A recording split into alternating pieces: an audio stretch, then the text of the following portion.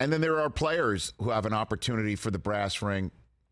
Anybody starting in the NFL, playing in the NFL, has an opportunity to make the most of their career starting in week 1.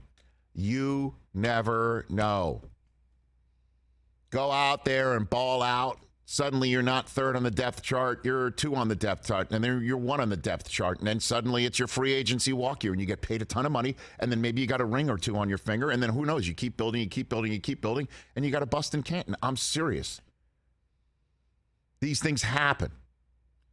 And then you got opportunities that come around again when you don't think that they're possible anymore. Another reason why people love the NFL. And those are the stories that we're here for. Guys who get a chance again or making the most of an opportunity that might be their last. It's the brass ring. Who's going to grab it? I've got 5. Mike Del Tufo, I need NFL Films music. The 5 most brass ringy opportunities of the 2022 season. Is that I don't know if that's a phrase. You made it one. These are the five most golden opportunities to grab that brass ring. How about them apples? That's better. Better? I like it better. Kind of like brass ringy. Number 5 on the list is Marcus Mariota. Who'd have thought he'd have another shot at being a starting quarterback in this league? Maybe he did. Certainly when he was in Tennessee, drafted 2nd overall. Remember that? He had a perfect passer rating in his first game. It was him against Jameis Winston in his first career game. Perfect passer rating. He was the Titans quarterback of the future, former Heisman Trophy winner out of Oregon. And then Ryan Tannehill took that opportunity, grabbed that brass ring for himself, and then Mariota wound up as a backup in Vegas, a backup for the Raiders.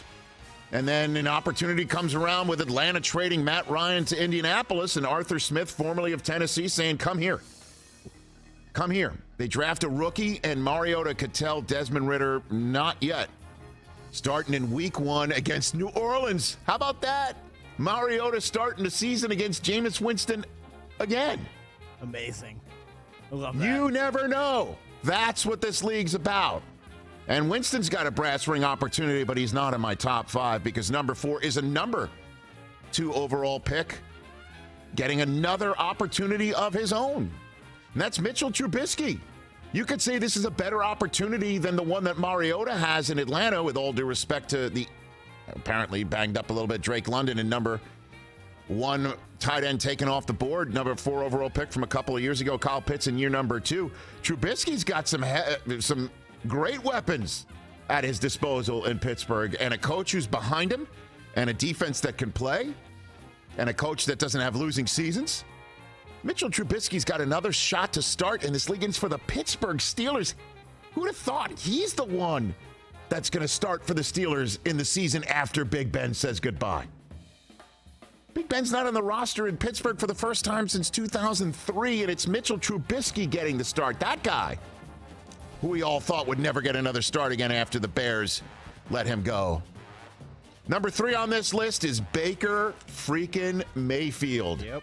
He has got a huge opportunity in Carolina, and the coach needs it to happen in the worst way. And he's got Christian McCaffrey, if he can stay healthy, and he's got DJ Moore. You've got a wide receiver and running back combination that is way up there on the list, if healthy. And Baker, if healthy, can lead this team. If he leads this team to the playoffs and beyond, what a brass ring opportunity this is. What if they win the division? What if he tells Tom Brady, not this year? Sorry, Tom, you got to come back for another. You could sit here and say that's not happening, Rich. Oh, really? Oh, really? Because this guy was rubbing the belly of a dog on a podcast in the middle of the summer, and we're all like thinking, where's he going to wind up? He wanted to go to Indianapolis, and I thought that would have been a nice spot for him to go there, too. Wasn't in the cards for him. Carolina goes and gets him, and he's the starting quarterback against the Browns in week 1. He said he didn't want to F him up, or he didn't say that to my colleague, Cynthia Freeland, but I bet you he really does. He feels it. That's his inner monologue. That's for damn sure. Number 2 brass ring opportunity is a guy that was right in the middle of the quarterback class, atop the draft board, who have gone on to amazing things. One guy made the Super Bowl last year, and the other guy has MVP talk all around him because he has been terrific. The minute a needle went into the wrong spot of Tyrod Taylor's ribcage a couple years ago. You got Justin Herbert there in L.A., here in L.A., and you got Joe Burrow there in Cincinnati, and Tua Tagovailoa having all sorts of question marks around him. All sorts of question marks around him. Why did the Dolphins take him? He doesn't have a body or a big enough game for the NFL. And now the Dolphins are, after kicking the tires on Deshaun Watson 50 ways to Sunday and having Tom Brady on a boat, apparently, tampering with him since 2019.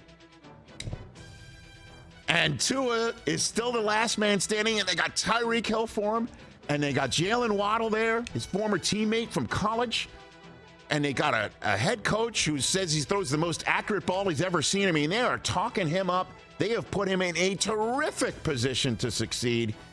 If he can grab that brass ring and show the ability that he showed when the whole country was stunned and jaw on the floor when he took the reins of Alabama in the middle of the national championship game a few years ago. If that Tua shows up in the NFL, what an amazing opportunity he has to grab that. I don't know about you, but that looked like money. That's the brass ring number 2. That's the second most golden opportunity in the NFL this year. And number 1, the most golden opportunity in the NFL. Nobody's talking about it. I don't think anybody's really talking about it. And it's amazing because this guy has the opportunity to do something we have not seen in this league in 20 years, in 2 decades.